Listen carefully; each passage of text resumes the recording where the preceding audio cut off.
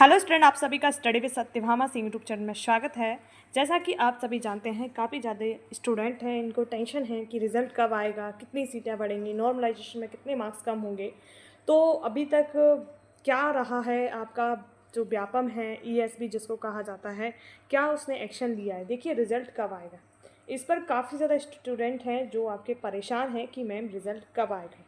तो देखिए रिज़ल्ट का अभी कोई भी अता पता नहीं है, परंतु जो नोटिफिकेशन आया था और जो सूत्र हैं उनके अनुसार आपका जो लग रहा है आपका रिज़ल्ट कब आएगा, जून में, या तो लास्ट जून में आ जाएगा या फिर आपका मिड यानी मध्यम जून में आपका रिज़ल्ट आ सकता है।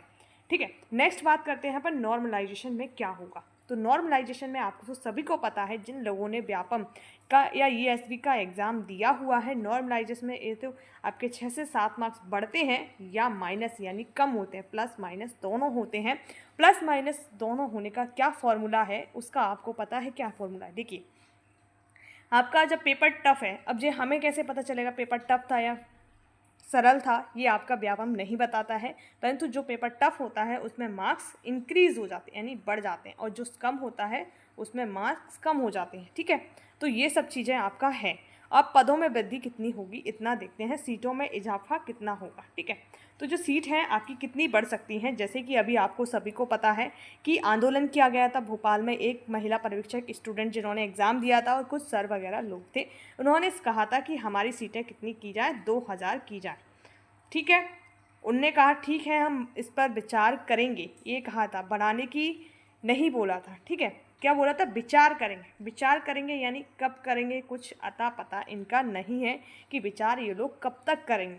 और फिर कुछ लोग बोल रहे थे कि 1200 सीटें बढ़ेंगी। ठीक है, तो 1200 प्लस आपकी हो सकती हैं, परंतु इसकी भी कोई गारंटी नहीं है कि आपकी 1200 प्लस सीटें होंगी, या तो आपकी 760 जो सीटें हैं वही रहने वाली हैं। जब तक आपका ईएसबी की साइड से कोई भी ऐसा नोटिफिकेशन नहीं आता है या किसी प्रकार का कुछ भी नहीं आता है, तो आपकी सीटें अभी तक कुछ भी बड़ी नहीं हुई हैं।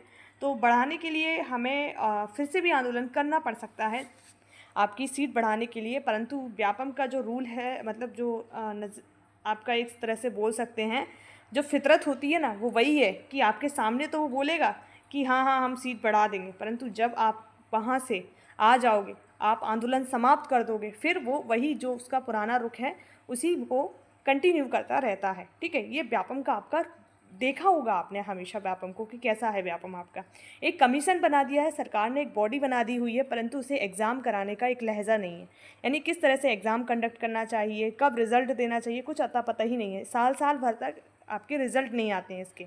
ठीक है, और आते भी हैं तो इस तरह के आप घोटाले सुनने को मिलते हैं, जैसे पटवारी में घोटाला हुआ था, कई सारे एग्ज़ाम में घोटाले होते रहते हैं, परंतु ये है कि उसको प्रूफ नहीं कर पाते हैं। पता सब रहता है पर प्रूफ नहीं करवाने के कारण ये एजेंसी आपकी बनी हुई है और आपका एग्ज़ाम कंटिन्यू कराती रहती है, और आपका पर कंटिन्यू कराती है उसका मतलब ये नहीं है कि ये रिज़ल्ट भी देती है। एग्ज़ाम कराती है, कभी कभी तो एग्ज़ाम ही इतने लेट होते हैं कि बच्चा उसकी एज ही ओवर हो जाती है। ठीक है, तो अभी सीटों का कोई भी मतलब ऑफिशियल नहीं आया है, परंतु अनुमान के आधार पर 1200 प्लस के समथिंग आपकी सीटें हो सकती हैं। ठीक है, ये आपको ध्यान रखना है। और आपको वीडियो देखने के लिए धन्यवाद आप सभी का। अपने उज्जवल भविष्य के लिए हमेशा लगातार निरंतर पढ़ते रहिए, और जो भी आपको चीज़ की ज़रूरत हो या फिर जो सपोर्ट की ज़रूरत हो, उसके लिए मैं आपके लिए अवेलेबल हूँ, और आप मैं कमेंट बॉक्स में मैसेज करके पूछ सकते हो जहाँ भी आप लोगों को डाउट है। और अदर एग्ज़ाम्स आपके होने वाले हैं, जैसे आबकारी का फॉर्म भराओ, वो लोग आपको स्टार्ट कर दीजिएगा,